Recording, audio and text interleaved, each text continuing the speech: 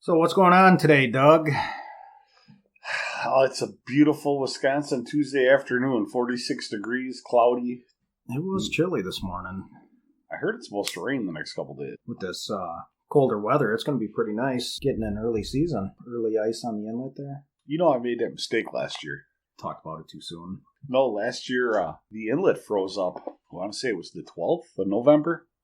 So I sold my boat. Forecast said we were going to be in the 30s, and 20s at night for the next week. I was like, perfect. Started returning phone calls to book ice trips, and we were in the 50s and 60s, and I had no boat, nothing. So I don't think we were on the ice till, the first week of January. Yeah, it was late. It was not a good ice season last year. Well, this year, no matter what happens, I think November 15th, I'm listing my boat. Yeah. I'm ready to be out of it. It's been a long season. A little bit of month out of it won't hurt nothing. I'll actually get a lot of things done at home. So, but we should. I seen you got boxes of inventory downstairs. I do. I got the Okuma order in. Part of it. I know a little bit about the soft steel. This is what I know.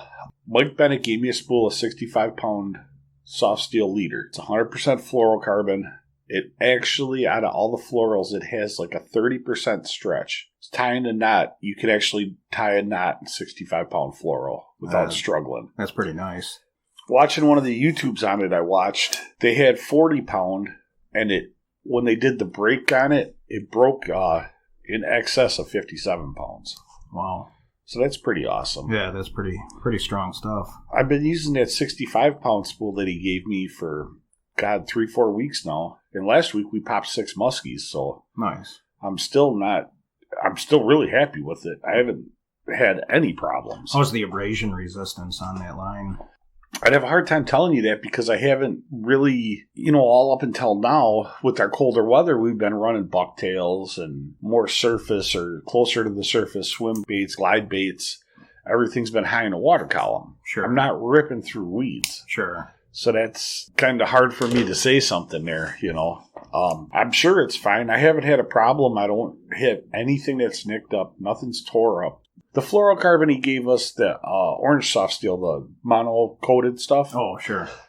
I was running that for leaders, for pike and everything. I didn't have a problem with it. My problem is we run a trip, we get 15, 20 pike to the boat. My next trip, I check them if they have any nick in them at all, I replace the leader. Sure. And I've always been like that. So it's hard. I don't leave one on. I think we all do that. You got to check your line. So yeah, I don't leave it on long enough to say, well, I should have done this or should have done that. For me, it's all about a memory. I'm not going to lose somebody's memory because I didn't check the leader. Mm-hmm. Or didn't look to see if there was a niche in it or anything like that. You want to talk about your 2,000 St. Croix ice rods you have downstairs? Do have a lot of St. Croix ice rods set up down there. A lot? Is a lot a number more than, if I had to guess, more than 40 and less than 70? Right around in there. I have every power, ultralight, medium, heavy. Got the Mojos, few of the different customs. We don't have the full line of the customs, but everything else we got. Man, I seen your muskie walls getting bigger. It is. You hear there was a muskie tournament on Geneva last Saturday? You were just telling me about that. Did not know. I did not know that either. And Steve told me about it yesterday, and Billy said the same thing. Well, I figured you would have known. I didn't know. Never heard about it. 45.5 got it. I pulled 8 muskies out. Well, I shouldn't say out of the lake last week. I had 8 come into the boat. They were all released. Nice. And nobody told me. And one fish won it. Nice. I don't have an ego and I don't show off, but I would have liked to fish that because could you imagine? Well, you're around another 50 muskie anglers. You have the chance to learn so much, and you have opportunities to see people do different presentations that you don't do, and it just adds that much more to what you're doing. Yeah, pick up a little tipper trick here and there. Absolutely. I mean, I'd show somebody something if I knew how to do something, but I'm like a doctor. I just practice. Sure. Well, it sounds like the muskies are starting to bite a little more if you got 8 of them up to the boat. Yeah, in 11 trips, we got 8 to the boat. Nice. So, I will say, though, don't think they were all tanks. We've had a few high 40s. We've had a few low 40s. We've also had some 20-inchers. Sure. So they're not all tanks. Geneva's definitely progressing. The club that put the tournament on, I think part of the money went in prizes, part of the entry money, and then part went to stocking and supporting the lake. Nice. For more muskie habitat. Because I don't know, the DNR is stocking that lake again this year with muskies? I am not positive on that. I can't answer that one for you. I'm not sure. See, I always thought right now was the time where they dumped the walleyes and they dumped the muskies, and I haven't heard anything. So I don't know if they're not stocking this year. I know our new governor's in Wisconsin's not real happy about spending money towards it. No. I don't know. I've been kind of out of the loop with all that lately, so... Well, if you look at how many muskies we catch out of that lake, or how many we bring to the boat, or however you want to look at it, even how many follows we have, with the amount of muskies that are in that lake, to have the amount of follows or the amount of action that the anglers are having is amazing. You know, for 5,200 acres, 5,400 acres? Yeah, 58 or something like that. Yeah, and so you're not even looking at a fish an acre. And we're seeing muskies constantly. Yeah. So that's phenomenal. Yeah, Geneva is going to be just an amazing muskie lake in the next few years. Well, that Chicago Muskie Club, and I wish I could think of their name off the top of my head. I know they're very interested in trying to help it. I do know another guide pulled one out of Delavan the other day. Yeah. Well, again, didn't pull it out. Brought it to the boat, got a picture, swimming. There was two things that interest me. One, Steve got one chasing a walleye, wouldn't let the walleye go. Oh, wow. Which I've seen that. That's cool. Yeah, I've had that happen on Pewaukee with bluegills, where kids are bluegill fishing, and then this muskie will not let this fish go until it's in my net. Mm-hmm. And that's cool. Whatever. Hey, I didn't have to dig a hook out of you. I'm going to get a picture and you're swimming. That's great. But I thought he got a mid-40s. He told me, he sent me pictures. But I guess Jason got a small one the other day, like low 30s. Oh, really? Yeah, and they haven't stocked any in Delavan in years, so either you have some reproduction or you have somebody privately stocking, which either way, I'm all for it. Sure. So I can't see how that's a bad thing. I read an article the other day about muskie lakes and how they affect other species of fish. They don't. It said they can coincide. You know, you don't lose that many bluegills. You don't lose that many crappies. You don't lose.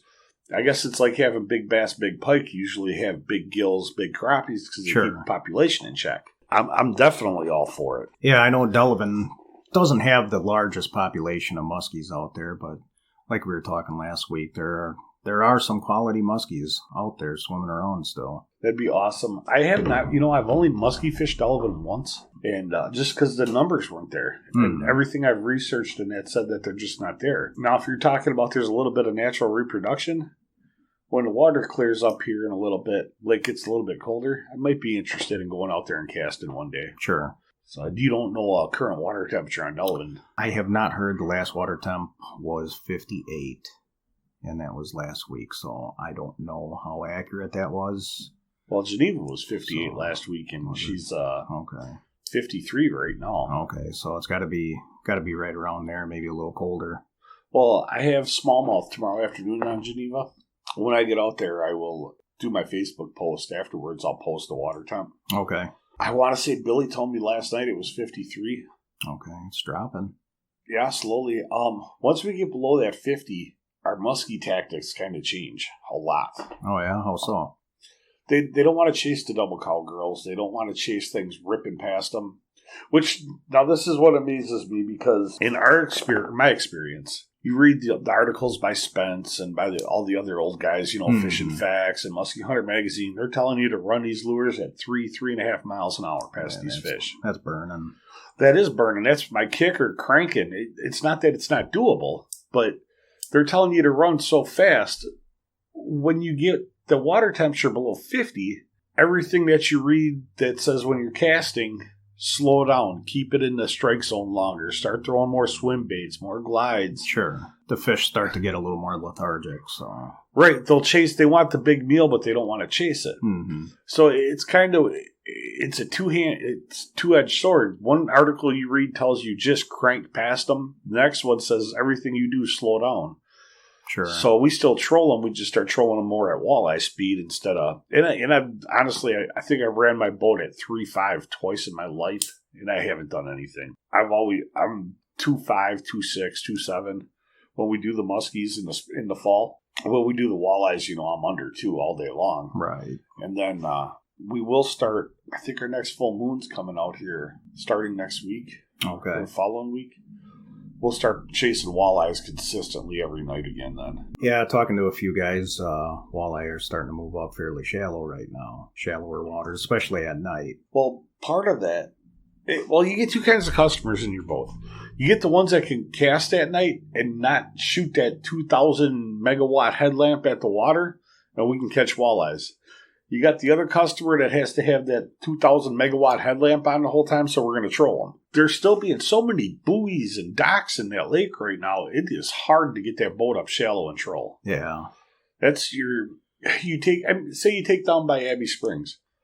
Far buoys are in 30 feet of water, so now your boat's out in 60 feet of water to get around them. You just wasted a quarter mile of doing nothing, so hopefully they'll get everything pulled here pretty quick. Yeah, I know they're working on it on Delvin's. I see there's actually Gage Marines in Delvin's parking lot, so I know they're pulling piers, and there's 2 fishermen out there. Yeah, so, a couple guys went out today, not many. Are they doing any good? I haven't really heard too much in the last few days. I haven't been around the shop, so I've been out of town hunting. Oh, I forgot, you went duck hunting. Yeah. And I heard that went horrible for you. It was terrible. Went out to the Mississippi River, and water was extremely low, windy, just wasn't good. Couldn't get my boat anywhere, really. I got an outboard on my boat. Not the best trip we've had out there.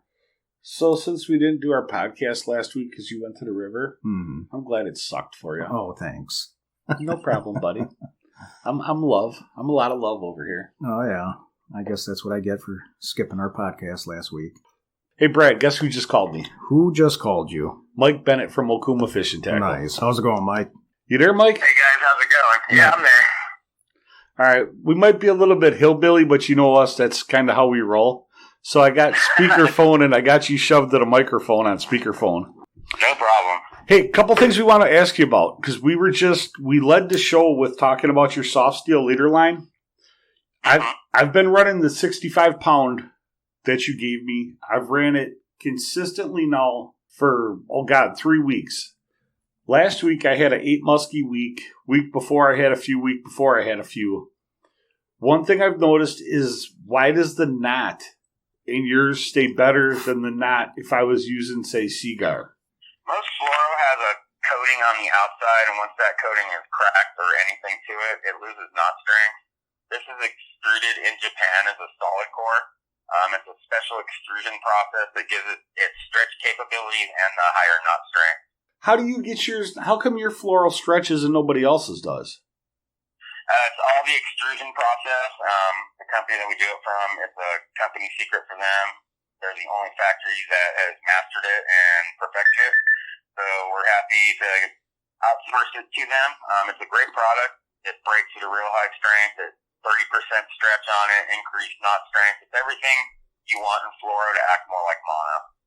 So, like, when I run my boards for my walleyes, not that I'm going to run 65-pound fluoro, but when I run my boards, a lot of times I was always told, run 12-pound XT, the old mono on my main line, and then run the fluoro leader, because you always wanted that give or that stretch. So now I have a leader that has give and stretch in it. I can run a heavier main line. Correct. Yeah, and we're expanding the fluoro stretch program for this next year. Right now it starts at 12-pound. We're adding 4, 6, 8, and 10 pounds. So we're going to do some lighter strengths on it. Oh, nice. Oh, so for my crappies. Yep, our guys fishing steelhead in the rivers.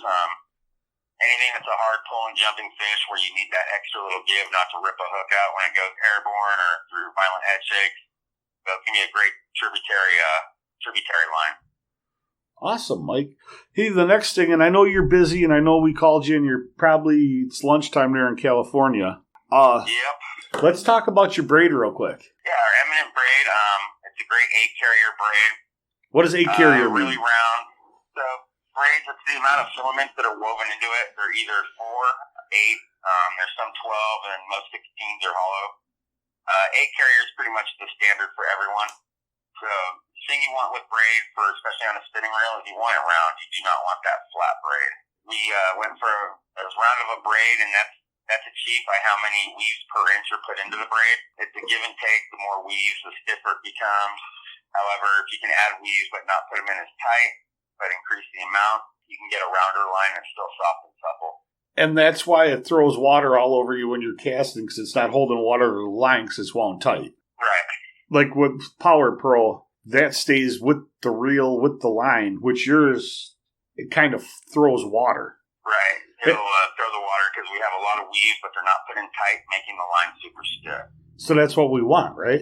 Right. For the castability, that's definitely what you want. Cool. Any other Okuma questions? Not right now, no. Man, Mike, we didn't mean to bother you at lunch, but we really appreciate your time. Oh, anytime, Doug. Anytime. Yep. Thanks buddy. All right, man. Talk to you soon. Thanks. Cool. Go figure that out. What were the odds Mike Bennett was going to call us in the middle of a podcast here?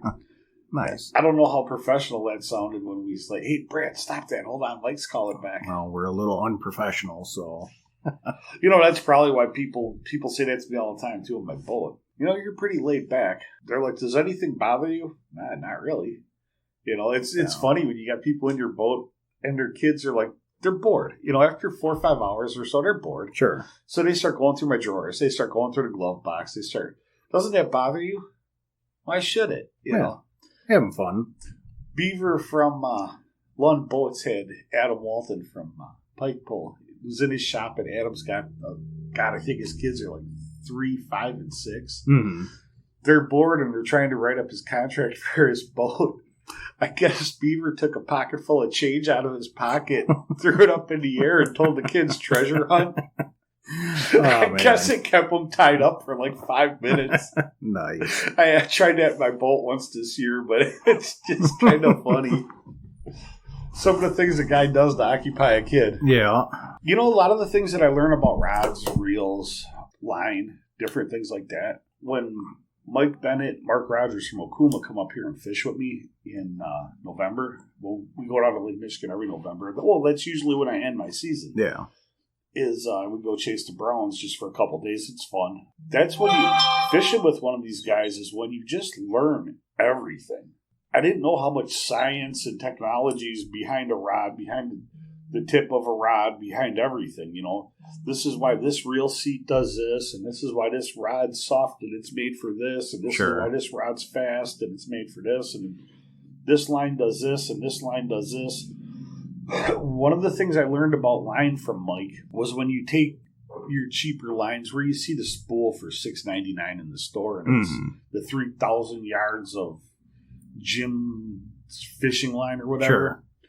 And you look and it says China on it, or it says Indonesia on it, or things like that. When you take some of the reels, China, Indonesia, things like that. Things that are made in Japan, you start getting into more of your high-end reels and your high-end lines because their process is holds a little bit more tolerance. Sure. So things are more expensive. But a lot of times, some of the things you do, you want high-end stuff.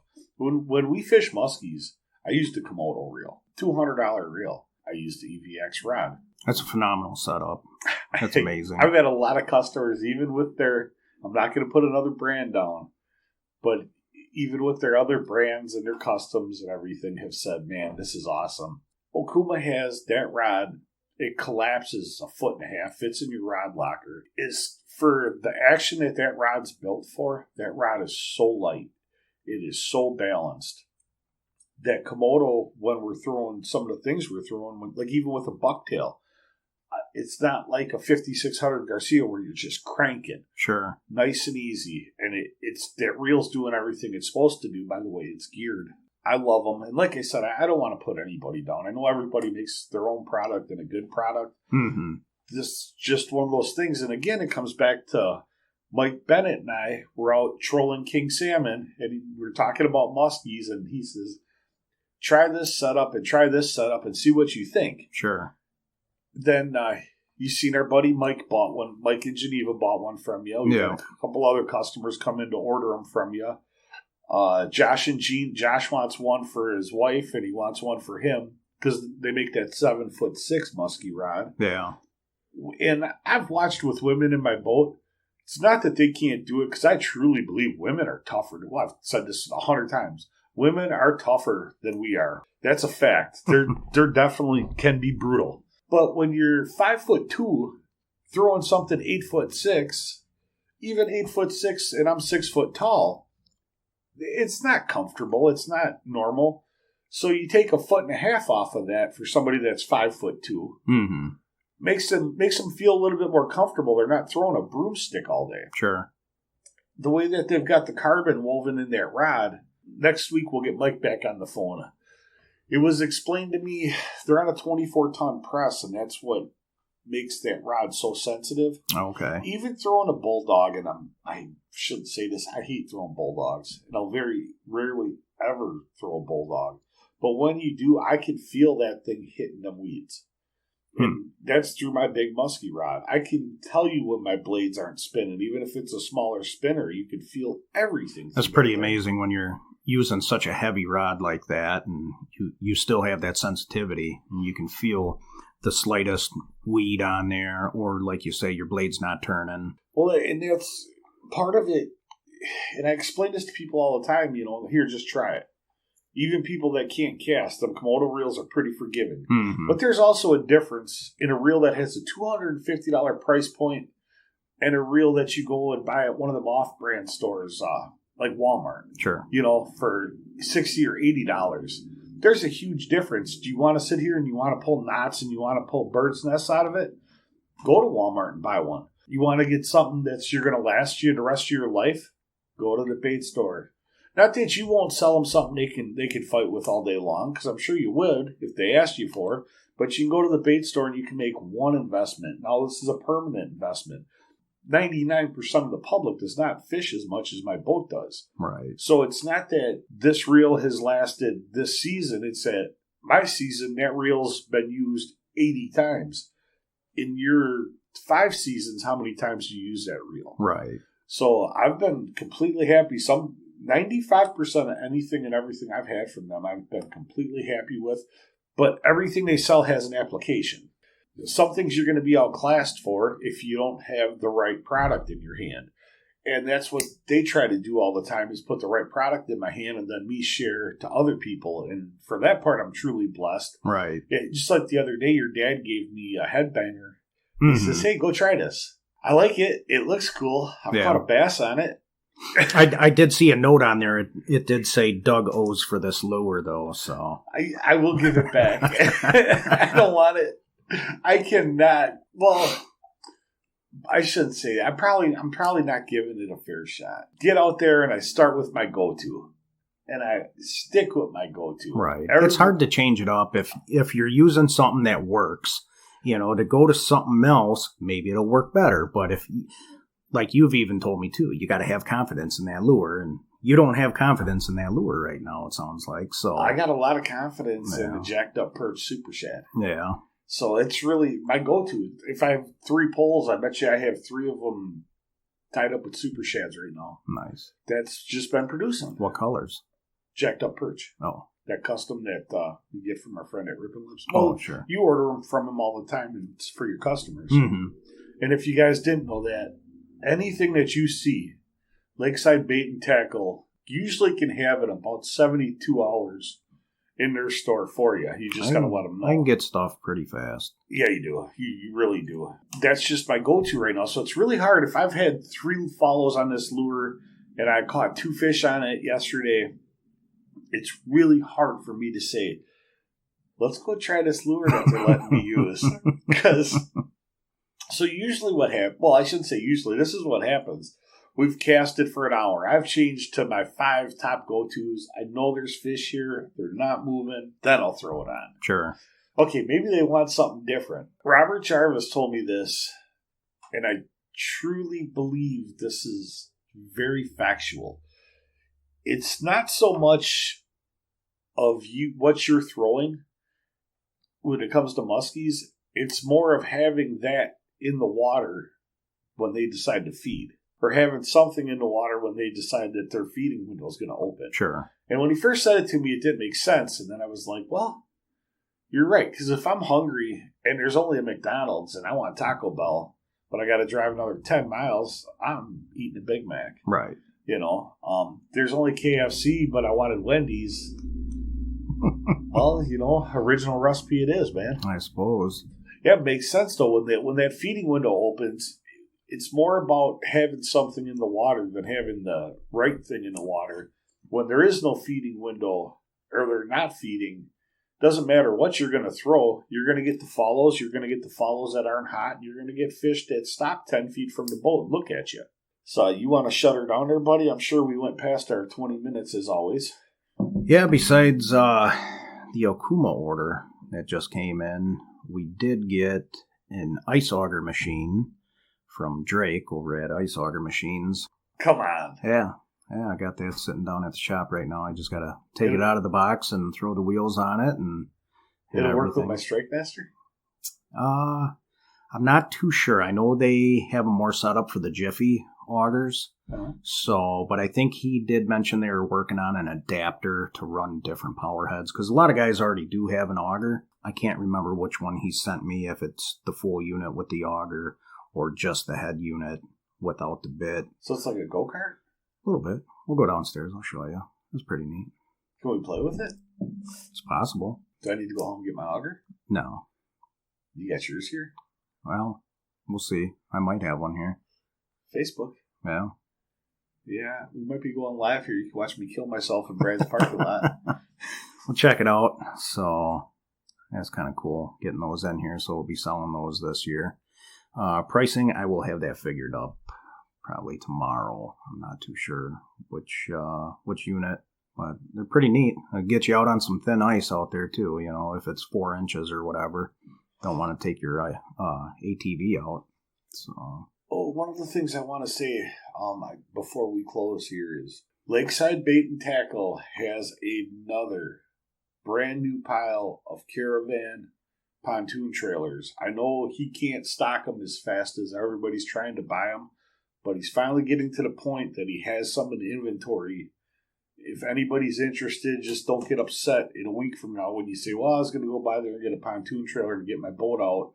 And it's gone, because they are going pretty fast. A lot of people bought pontoons this year without trailers. There's not many trailers available, so I was lucky to get these in and got a couple left to sell. So our buddy Beaver at the Lund dealer said, "Hey, I see Lakeside had pontoon trailers. I'm sending people. Yeah, you got a boat dealer that doesn't have them, that's sending them to your bait store. Yeah, that's huge. I mean, but yeah, I just think we need to."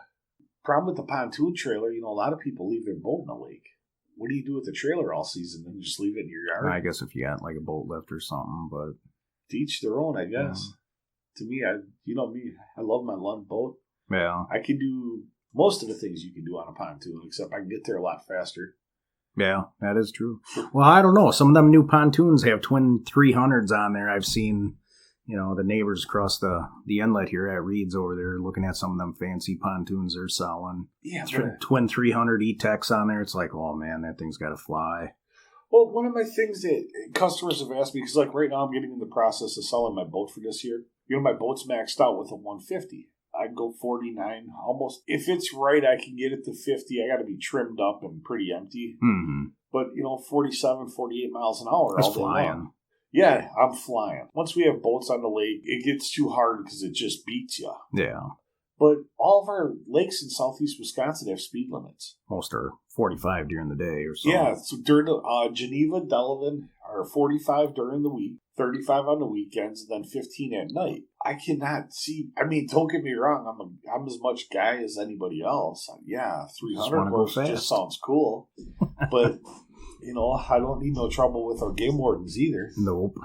That's what we have to do, get a hold of Brad and maybe one day do a little recording with Brad Wilson, local game warden or something. Man, I like him. Yeah, he's a good guy. Out of every warden I think we've had, that guy tries harder than I think I've ever seen anybody all the way around to try to keep everybody happy. Yeah. Well, Mike that we had was pretty good too. Mm-hmm. And now he got promoted. Actually, I shouldn't say was. He is a good guy. Yeah. Jason that we have on Delavan's pretty fair and honest. Yeah, or really fair Brad and was honest. just telling me, I think he said Jason was going to a different county or something. So Serious? He's not going to be around here. Jason's we finally get a couple great wardens down here that are fair, honest. they treat everybody with respect, and then they pull them on us. Yeah. We haven't had 2 wardens that have been this good in a while. These guys are really good. Look at last year; they came out and fished with my kids from my high school. Yeah, that's cool. Jason brought them stickers and all this other stuff. Still kids like getting stuff from them, but he came out and he talked to them. And, they always got something going on. Last year we did the deaf school with the DNR. So that was cool. Yeah, our game wardens down here always have something going on. And they're always trying to be part of the community. Just hopefully we get another guy that's pretty good. Yeah. I think Brad's sticking around for a while, so. I don't see him leaving anytime soon. This is his haven. He loves it over here. Oh, yeah. Unless you could get, the South to be part of Wisconsin. I could see him running south every week to duck hunt or something. Oh, yeah. I was talking to him about trapping last week when he stopped in. He was real big into trapping. Is he trapping or still writing hunting violations? I don't know what he's doing yet. Well, I talked to him yesterday, and he said every time he thinks he's going to hunt or fish or do something, here comes a violation. It's like, come on, people, get your stuff together so our game warden can go fish. He protects it every day, and he doesn't even get a chance to use it. Yeah.